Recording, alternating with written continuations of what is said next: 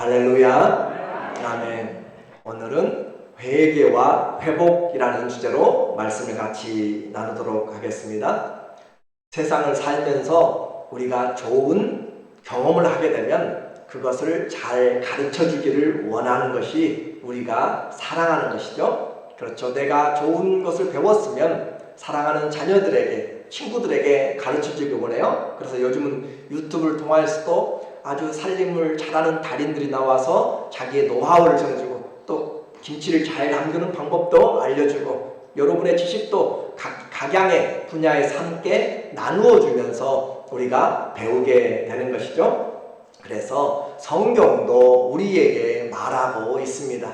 성경은 로마서 15장 4절을 통하여 모든 성경은 우리에게 교훈과 책망을 우리에게 주시지만은 그것은 우리로 하여금 우리에게 소망으로 인도하려고, 우리를 소망 가운데로 인도하려고 우리를 말씀 안에서 교육한다라고 그렇게 말하고 있어요.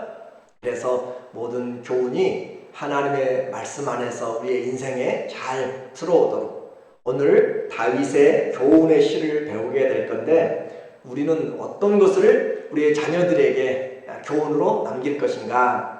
1848년에 러시아 황제 니콜라이 1세가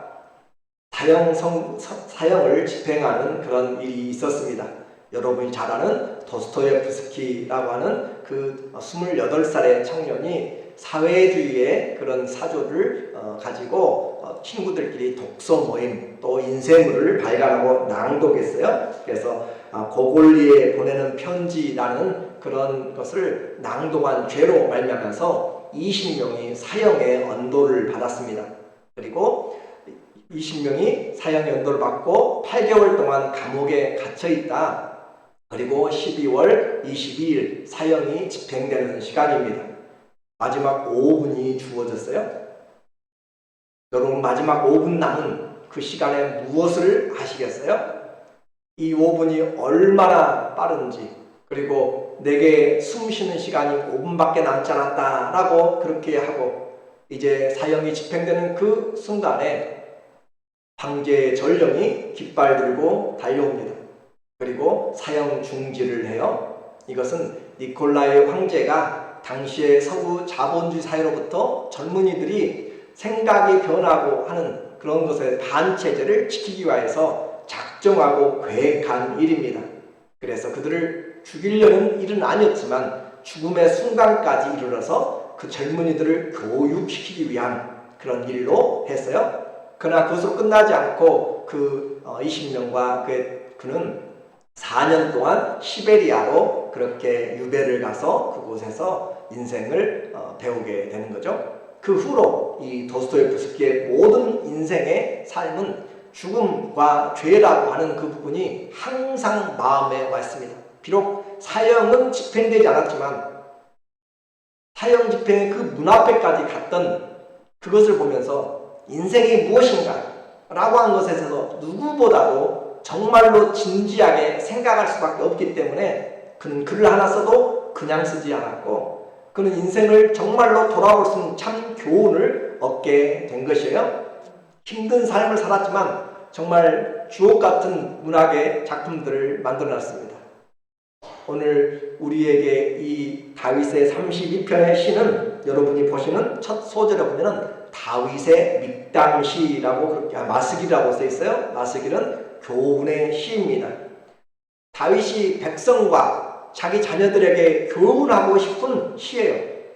자녀들 교육할 때, 자, 세상을 살아갈 때는 좀 여유가 있고 또 세상을 살아갈 때는 처세들도 좋고 또 좋은 스펙도 좀 만들고 이렇게 줄을 좀 잘 타고 이런 식으로 그것을 가르치는 것이 아닙니다.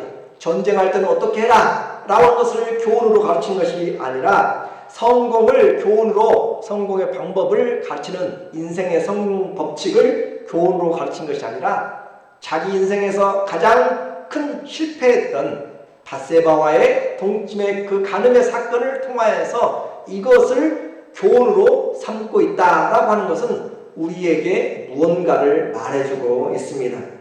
그래서 죄와 그 회개, 그 죄의 회개로 말미암아 얻어진 그 삶은 얼마나 기쁜 것인지 그것을 그가 오늘 우리에게 교훈으로 죄에 짓눌려 본 사람만이 알게 돼요. 병에 중한 질병에 걸려서 정말 밥을 한번 마음껏 먹어봤으면 좋겠고, 또 아니면 걸어다니지 못하는 사람들 좀 마음껏 걸어봤으면, 좀 뛰어봤으면, 잘 들리지 않는 사람들 제대로 속 시원하게 한번 들려줘 봤으면, 그렇게 건강을 잃어본 사람들이 그 소중함을 아는 것처럼 죄에 짓눌려 보고 그 두려움에 있어 본 사람이 죄의 해방의 기쁨을 알게 됩니다. 그래서 인생의 행복이 무엇인가? 그것은 바로 우리의 죄 사함에서부터 시작하는 것을 오늘 성경은 말해주고 있어요. 그래서 성경은 우리에게 감추고 싶은 것도 있고, 사람마다 잘한 것은 내놓고 싶죠. 우리는 진면교사라고 하는 것은 자기 자신의 좋은 것들을, 진면목을 좀 보여줘서 교육시키는 것이고, 반면교사는 자기의 잘못된 것들, 실수한 것들을 통하여서 교훈을 얻는 것이에요. 오늘은 이것은 이 다윗의 반면교사, 그의 큰 실수를 통하여서 우리에게, 성경을 읽는 자들에게 소원과 우리에게 안위를 주려고 주님이 이 성경을 경계로 우리에게 기록한 내용이에요. 그래서 이 다윗이 흠이 없어서, 또 아주 믿음이 너무 좋아서 우리에게 하나님이 저는 내 마음에 합한 사람이다 라고 한 것이 아니라, 죄를 지어도 그 죄 때문에 괴로워하고 사람들에게 어떤 영광보다는 오히려 내가 수치를 당하더라도 하나님 앞에 서야 된다는 그런 죄를 하나님 앞에 회개하는 그 연약함을 하나님이 그를 중하게 보셨고, 이는 내 마음에 합한 자라라고 그렇게 하고 있습니다. 그래서 하나님을 속이지 않는 사람, 하나님을 속이지 않는 사람이 하나님을 기쁘시게 합니다. 우리는 죄를 짓고도 속이고 있고, 그렇게 함으로써 하나님을 우리는 속이는 사람, 하나님을 슬프게 만드는 것이죠. 그래서 사람들 앞에서, 하나님 앞에서 꾸지람을 듣겠다라는 그런 각오로 이 다윗은 자기의 아픔을 내놓고 있습니다. 성 어거스티누스라고 하는 신학자는 이 시편 32편을 자기의 병상의 방에 일평생 걸어놓고 날마다 마지막 죽을 때까지 묵상했다고 하는 것이 바로 이 시입니다. 우리의 죄를 해결해 주시는 그 하나님을 그는 쳐다보아만 했습니다. 이 시대는 회개가 사라지고 있어요.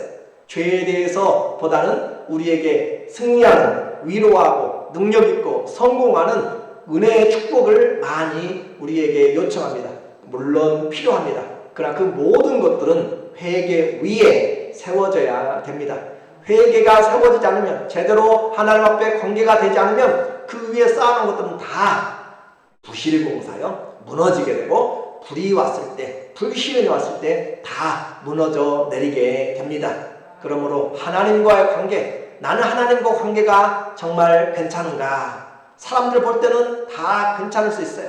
각각 개인의 한 삶을 보십시오. 일주일을 살아왔고 수십 년을 살아오면서 한번 보면서 나와 하나님과의 관계는 괜찮은가? 직분은 맡을 수 있어요.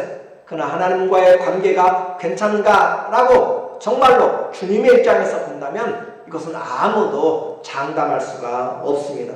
그러므로 죄를 지어도 양심의 가책이 없고 죄가 죄인줄도 알지 못한다면 그것은 너무나 불행한 사람입니다. 죄의 짐을 풀어놓아야 인생이 복됩니다.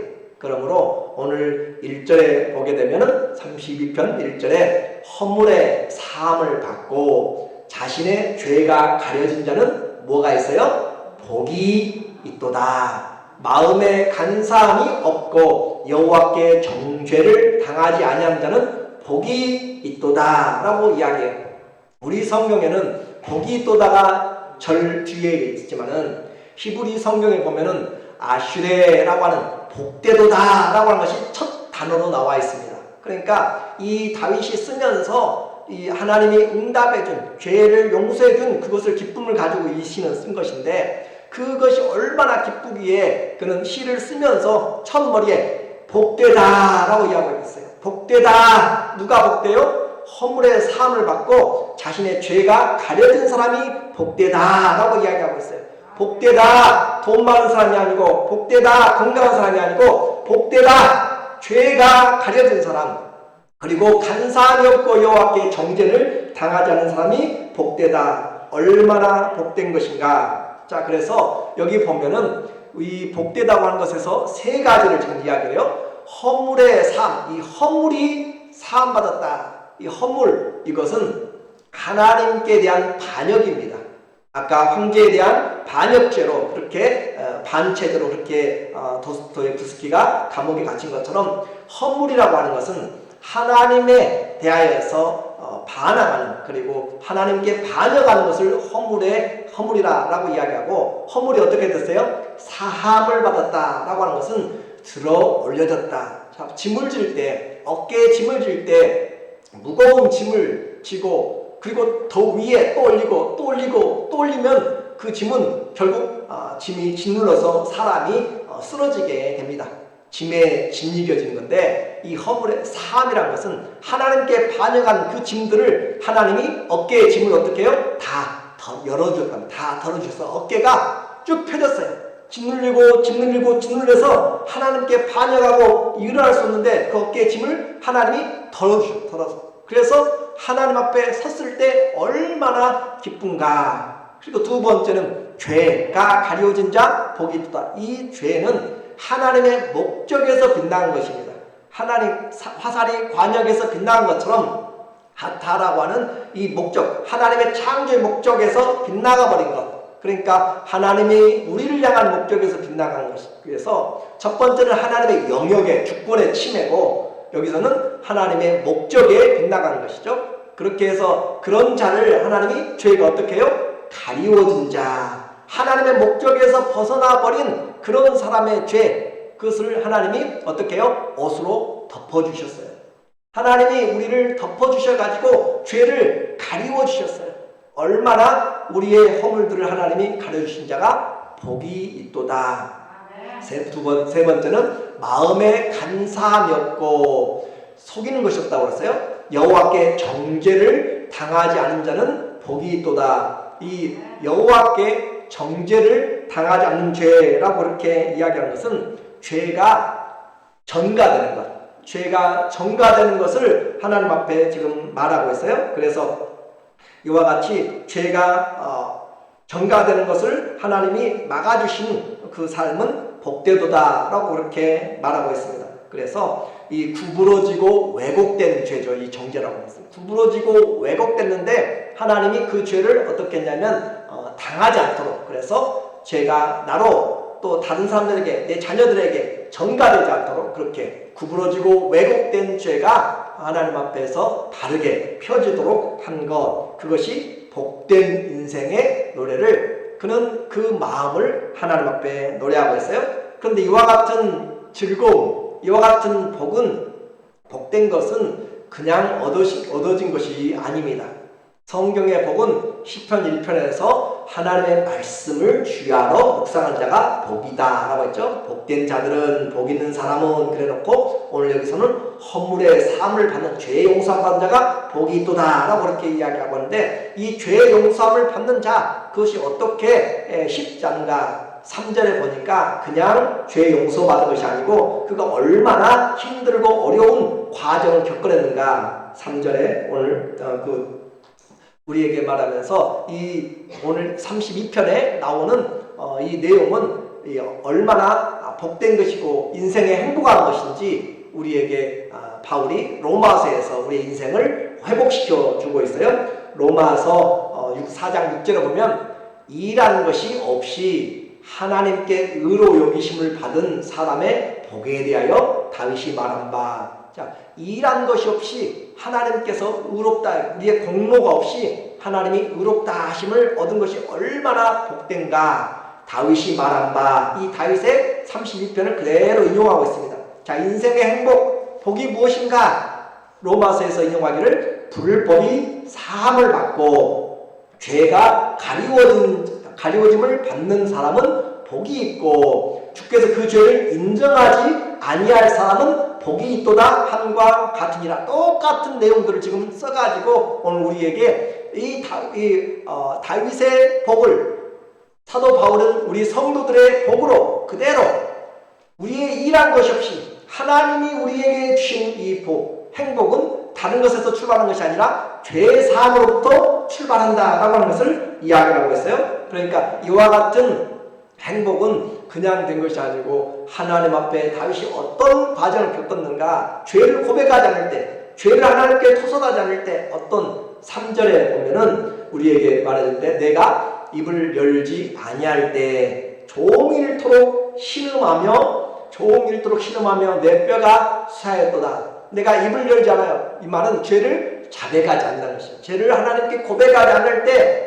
종일토록 신음하며, 몸이 아프기도 아픕니다. 그런데 종일토록 신음하다라고 하는 이것은 속의 마음이 으르렁거리다, 고함치다, 그런 내용이거든요. 그러니까 속이 종일토록 으르렁거리고 뭐가요? 양심이 하나님의 말씀 때문에 너 이렇게 살면 되냐, 이것을 회개하지 않으면 되냐, 하나님 앞에 이렇게 살 수가 있느냐라고 하는 것이 속에서 종일토록 으르렁거리고 고함치고 신음하고 나타내면서 견딜 수가 없어요. 다른 것들은 내가 참을 수가 있지만 내 속에서 막 불이 올라오면, 열이 올라오면은 견딜 수가 없는 거잖아요. 그렇죠? 내 속에서 올라오는 것들은 어떻게 할 수가 없는 거예요. 그런 것처럼 이 다윗이 죄를 하나님께 회개하지 않고 할 때 얼마나 힘들었는지.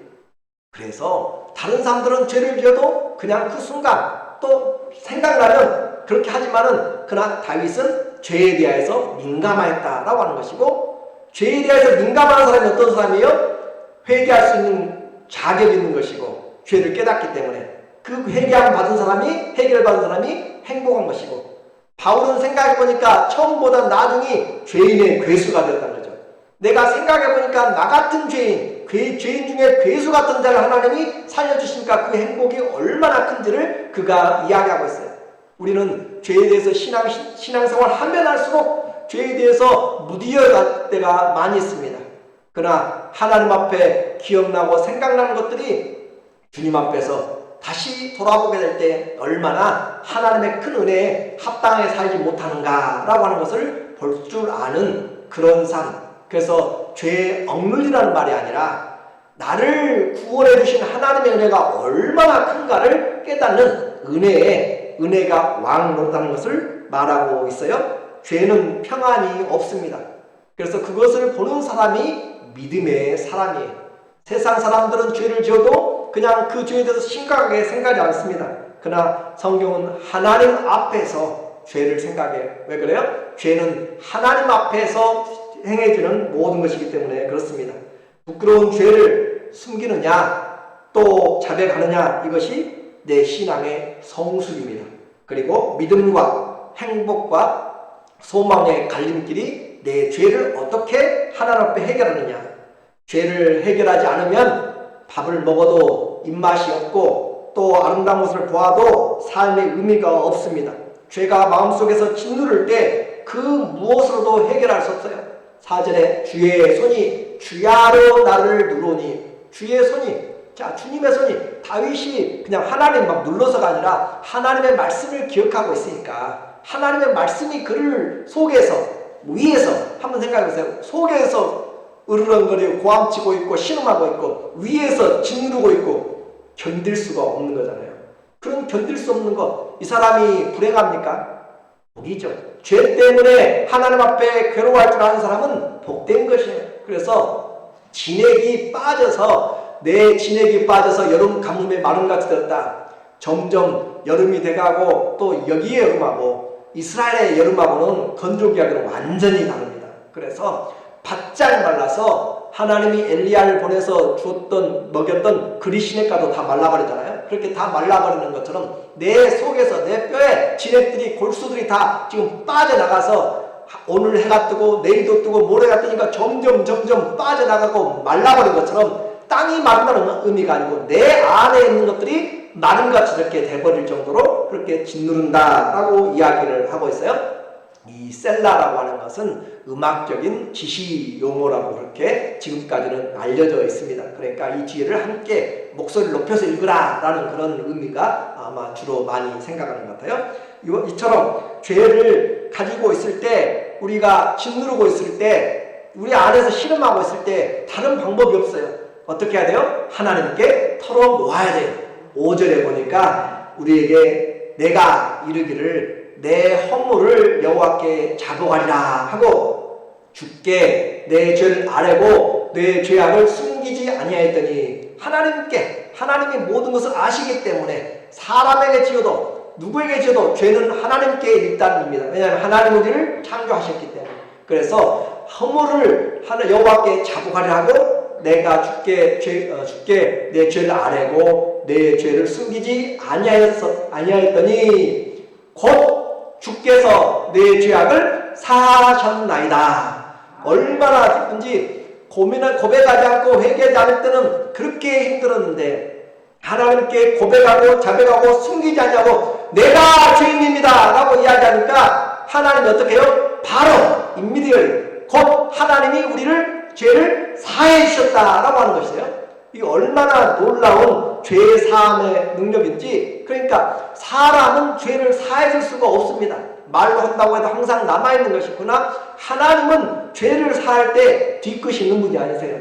하나님은 죄를 용서하시되 어떻게 용서하시는가. 이 힘들고 어려운 과정을 견디다가 결국 고백했을 때 우리에게 죄의 사함은 곧 주께서 내 죄악을 사하셨습니다. 주님이 용서하셨는데 주님은 전지전능하신 분이신데 한 가지 못하시는 일이 있으세요? 뭘 못하시는가? 회개한 죄를 기억하지 못하세요. 뭘 못하신다고요? 회개한 죄를 기억하지 못하신다고요. 하나님은 우리가 죄를 회개하면 주님은 그 죄를 기억하지 않습니다. 히브리서 10장 17절에 보니까 시작. 또 그들의 죄와 그들의 불법을 내가 다시 기억하지 아니하리라 하셨나니 주님은 기억하지 않는다. 이것은 주님이 지혜가 기억력이 없어서가 아니라 의지적인 지워버림입니다.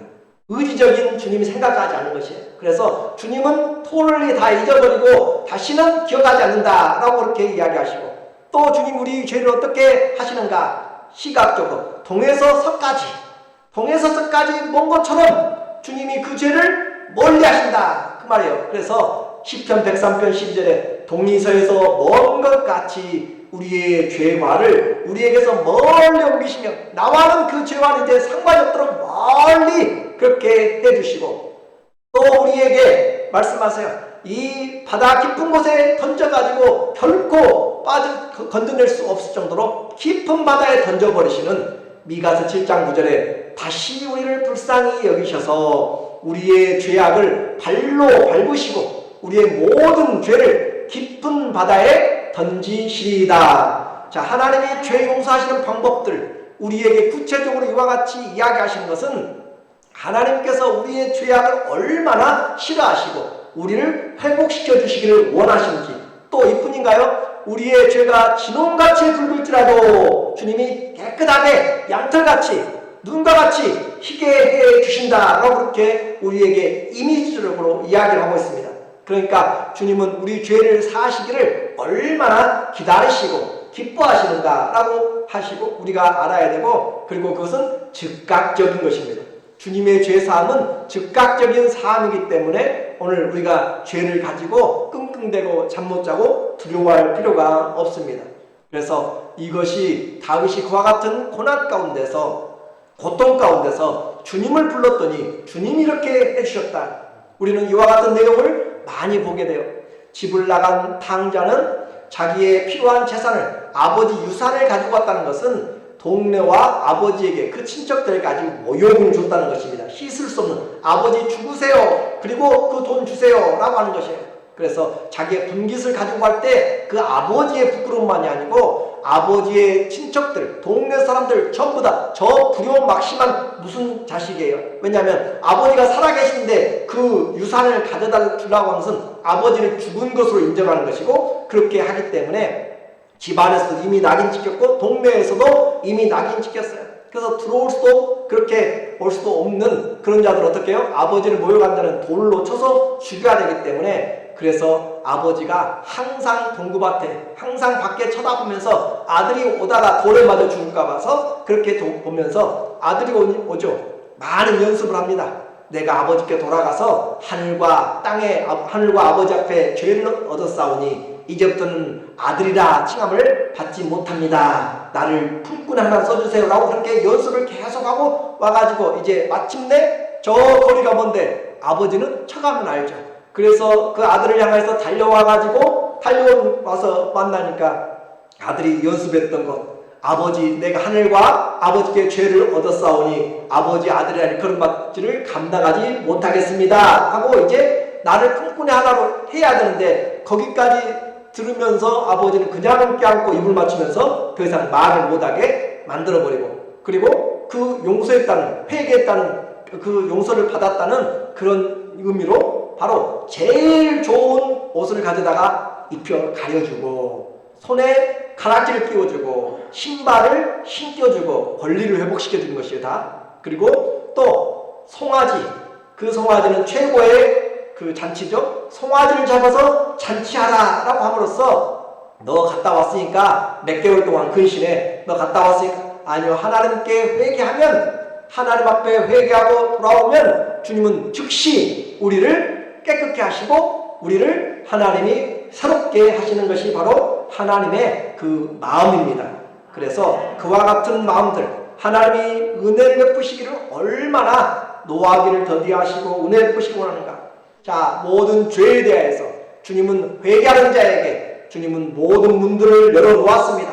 그리고 그러한 회개함을 받은 자들은 다시는 정죄함이 없습니다. 로마서 8장 1절과 2절에 보면 그러므로 이제 그리스도 예수 안에 있는 자에게는 결코 죄 정함, 정죄함이 없나니 이는 그리스도 예수 안에 있는 생명의 성령의 법이 죄와 사망의 법에서 너를 해방하였습니다.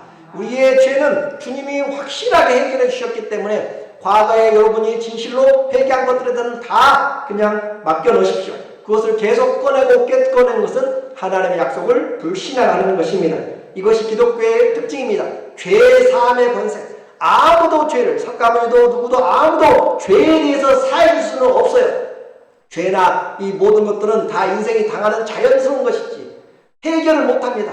죄 해결해 줄 수 있는 건 오직 예수 그리스도밖에 없어요. 어느 누구도 죄를 해결하지 못합니다. 이 십자가의 은혜가 바로 오늘 우리에게 주신 그리스도의 사랑입니다. 이것이 바로 행복이에요. 죄는 감추면 부끄러움입니다. 그러나 회개하면 주님이 덮어주시고 주님이 입혀주시고 짐을 덜어주시고 우리의 죄를 전가시키지 않는 완전하신 용서의 은혜가 바로 회개를 받으시는 주님의 일입니다. 그런데 이와 같은 하나님의 그 행복을 많은 사람들이 받지를 못한다라고 하는 것이 문제입니다. 그래서 죄에 대한 회개와 용서의 기회를 놓쳐버려요. 6절에 보면 오늘 본문 6절에 이로 말미암아 모든 경건한 자는 주를 만날 기회를 얻어서 주께 기도할지라. 자, 경건한 자, 그 사람들은 주님을 만날 기회를 얻어서 기회를 찾아야 돼요. 요즘 의사 만나기가 얼마나 어려운지 몰라요. 그렇죠? 아파도 병원도 많이 이렇게 예약도 안 되고 아파 있어도 몇 주 이렇게 기다려야 되고 그러잖아요. 그런데 우리 주님은 만날 기회가 있어요. 만날 기회는 언제예요? 기도할 때입니다. 만날 기회는 바로 기도할 때. 누가 만들어요? 우리가 만들어요. 만날 기회가 있어요. 언제요? 우리가 죄를 깨달을 때. 만날 기회가 있어요. 우리가 하나님의 말씀을 기억할 때. 우리가 하나님의 긍휼을 얻고 있을 때. 지금 은혜의 때. 심판이 이르기 전에 내가 살아있을 때. 내게 호흡이 있을 때가 바로 만날 기회예요. 그것을 한마디로 이야기하면 기도할 때가 만날 기회. 그래서 내가 기도하면 땅끝에서라도 기도하면 내가 들을 것이요 바다 끝에서라도 기도하면 내가 들을 것이고 하나님은 우리가 기도할 때 주님이 만나주신다라고 그렇게 말씀합니다. 그래서 모든 경건한 자는 주님을 만날 기회를 얻어서 주께 기도하라. 이 주님 앞에 기도할 기회를 우리에게 주셨고 용서할 기회를 주는데도 불구하고 우리는 그 기회를 사용하지 않습니다. 그래서 새롭게 하시고 기도할 때 하나님이 어떤 은혜를 주시는가? 죄 용서만이 주시는 게 아니라 하나님이 우리에게 지켜주시는, 보호하시는 그런 지켜주시는 은혜를 주십니다. 저기 6절에 진실로 홍수가 범람할지라도 그에게 미치지 못하리로다. 요즘 태풍이 오고 허리케인이 오고 그래서 얼마나 많이 힘든 상황인지 불보다 더 무서운 것이 물이에요. 저는 어렸을 때 불이 더 무서운 줄 알았는데 나중에 이제 크고 보니까 물이 더 무섭다고 그러잖아요. 물은 왜 그래요? 하나도 남기지 않고 쓸어가 버리죠. 불은 타면은 불탄 그 자리라도 있지만 홍수는 전부 다 쓸어가 버리니까 그것은 더 무섭다. 그리고 이 홍수는 인생에서 당하는 가장 큰 어려움을 상징적으로 나타내는 것이에요. 그런 어려움이 홍수가 범람할지라도 그에게 미치지 못하리라. 자, 죄의 용서함을 구하고 하나님 앞에 만날 기회를 찾는 자들에게 하나님 어떻게 하신다고요? 하나님이 지키신다라고 그렇게 이야기하십니다. 하나님이 지키신다. 그래서 이와 같이 지키신 하나님 앞에 기도하면 하나님 우리를 지켜주십니다. 기도하면 죄 회개 용서뿐만 아니라 우리를 지켜주시고 어렵고 힘들 때 그러면 무슨 기회를 잡아야 돼요? 하나님을 만날 기회를 찾아야 돼요. 어떻게 해요? 기도할 때 하나님을 만나게 돼요. 힘들고 어려울 때 바울과 실라가 하나님의 복음을 전하며 오히려 매를 맞고 그렇게 감옥에 갇혔을 때 밤중에 기도합니다. 빌립보서 사도행전 16장 24절에 보면은 그가 바울과 실라가 갇혔어요. 이러한 명령을 받아 그들을 깊은 옥에 가두고 그 발을 착고에 든든히 채웠더니 한밤중에 바울과 실라가 기도하고 하나님을 찬양하며 자, 예수님 전하다가 매 맞고 오해하고 감옥까지 갇혔으면 원망이 나올 상황이죠. 충분히 주님 내가 이렇게 했는데 왜 이렇게 하십니까? 라고 그렇게 지금 심각하게 돌아봐야 될 시간이죠.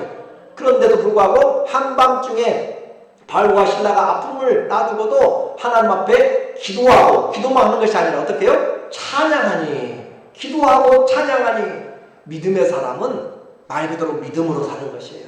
세상에서 방법으로가 아니라 하나님의 일을 하다가 어려움을 당하고 극한 환난을 당해도 우리는 기도하면서 하나님 만나고 기도하니까 찬양이 나오는 것이고 찬양하니까 믿음이 더 생기는 것이고 그래서 찬양하니 찬송함에 죄수들이 듣더라. 이에 갑자기 큰 지진이 나서 옥토가 움직이고 문이 곧 다 열리며 모든 사람의 매인 것이 다 벗어진지라. 하나님 앞에 기도하고 찬양했더니 어떻게 해요? 지키시고 하나님이 그들을 지켜주신단 말이죠. 하나님이 지켜주시고 또 하나님의 말씀 앞에서 기도할 틈을 얻어가지고 하나님께 간구했더니 하나님이 그들을 완전하게 보호해 주십니다. 오늘 본문 7절에 보면 7절에 주는 나의 은신처요 환난에서 나를 보호하시고 구원의 노래로 나를 두르시리이다. 하나님 앞에 만날 기회를 타서 죄를 회개할 뿐만 아니라 기도하였더니 하나님이 지키시고 이제는 보호하시는데 하나님이 나의 은신처가 되시고 사람들은 은신처가 안 됩니다. 하나님이 은신처가 돼요. 그래서 하나님이 은신처가 되시고 환난 날에서 나를 보호하시고 또 뿐만 아니라 구원의 노래 곧 구원의 말씀이 나를 애우리로다. 자, 다윗은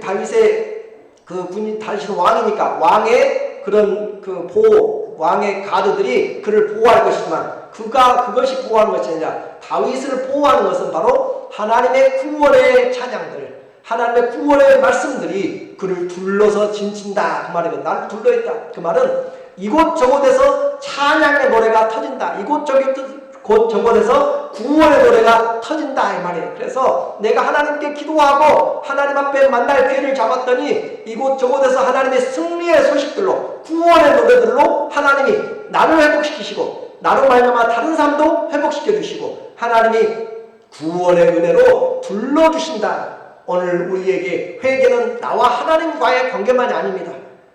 우리와 관계된 모든 영적인 관계들이 함께 묶어져 있는 것이에요. 느헤미야는 자기가 직접 잘못하지 않았어요. 이스라엘 유다가 멸망한 이유는 그들의 조상인데 나와 우리의 조상이라고 이야기합니다. 그래서 회개할 때 하나님의 이런 승리의 노래 뿐만 아니라 하나님께서 기도하고 기회를 잡고 만나면 하나님이 앞길을 열어주십니다. 8절에 보니까 8절 시작 내가 내 갈 길을 가르쳐 보이고 너를 주목하여 훈계하리로다. 이 말씀이 다윗의 말이냐 하나님의 말이냐라고 하는 신학자들이 두 가지 의견들이 있어요. 둘 다 적용할 수가 있겠습니다. 그가 하나님의 큰 행복을 받아서, 만약에 다윗이 한다면은 자기 자신의 그런 경험들을 이야기할 것이지만 하나님이 성령으로 그에게 입술을 통하여서 주실 수 있어요. 그래서 갈 길을 다윗은 가르쳐 줄 수가 없습니다. 하나님만 우리의 갈 길을 가르쳐 보일 수가 있는 것이에요. 그래서 우리의 인생의 길은 하나님이 가르쳐 주시는데, 우리의 길을 언제 열려요? 죄가 사함받고 하나님 앞에 기도할 때 주님이 갈 길을 가르쳐서 보여주시고 우리를 축복하여서 떠나지 않고, 죄로 말미암아 거리가 멀었어요. 그런데 하나님이 떠나지 않고 나를 살펴서 훈계해 주신다. 이것이 바로 하나님과의 모든 관계가 회복되고 인생의 길들이 열리게 됩니다.